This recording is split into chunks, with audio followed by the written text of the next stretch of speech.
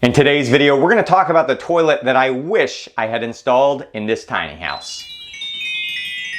I'm Craig, and if you're new to my channel, I live in a tiny house that I built on an old RV frame. I make videos about my tiny house, the sustainable homestead I'm building, and some of my tinker projects.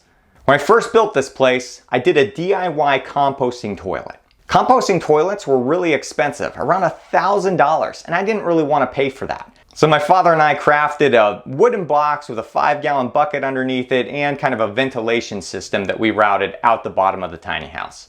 Now, after a few test runs with the toilet, I wasn't a big fan. But luckily, we had plumbed this house for a flush toilet just in case. Once we decided to do away with the composting toilet, I had a septic system put in on the homesteading property. I thought the composting toilet was going to be expensive at $1,000. A new septic system costs around $8 grand. Just recently, I came across an option for this tiny house that would have been far better than having a composting toilet or the septic system that we had installed on our homesteading property. It's a flush toilet that operates by pump from Home Biogas. Home Biogas is known from their crowdfunding campaigns to create a methane biodigester. With this new version of their biodigester, they've added a toilet to it. Essentially, their system turns into an above-ground septic tank that converts your waste into methane gas. Now, you may be thinking, Craig, why would you want to make methane gas? That's super bad for the environment. I thought you were about sustainability. And you'd be right. Methane gas is supposed to be 25 times worse for the atmosphere than regular CO2. Methane is one of the main gases used in natural gas, however, and we can use that to burn on our cook stoves inside the house. Had I designed my tiny house for this, I actually could have routed that gas line back into my house and used the burner here on my counter instead of having a full-size range. Granted, then I wouldn't have had an oven, and I really like to cook, so it probably wouldn't have been the best option for me. However, it would be a great option for those of you out there who just want a single burner to cook with. According to all the promotional material, after your system is up and running for a few weeks, it'll produce about enough methane to cook for about an hour a day. I'll post a link to their kit down in the description of this video. Now, as of the time of this video, I'm not affiliated with Home Biogas in any way. I just think it's an awesome technology that I wish I would have planned for when I built my tiny house.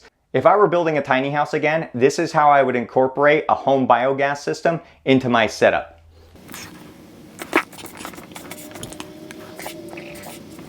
So I've done a basic drawing of my tiny house here. You can see this is the bathroom at the back end of my tiny house. And here we have my kitchen sink, which would be right over here. If I was doing this again, I would route my toilet here into this Home Biogas system. Then I would route the methane that comes out of it up here onto my counter with the cook stove right there, just like that.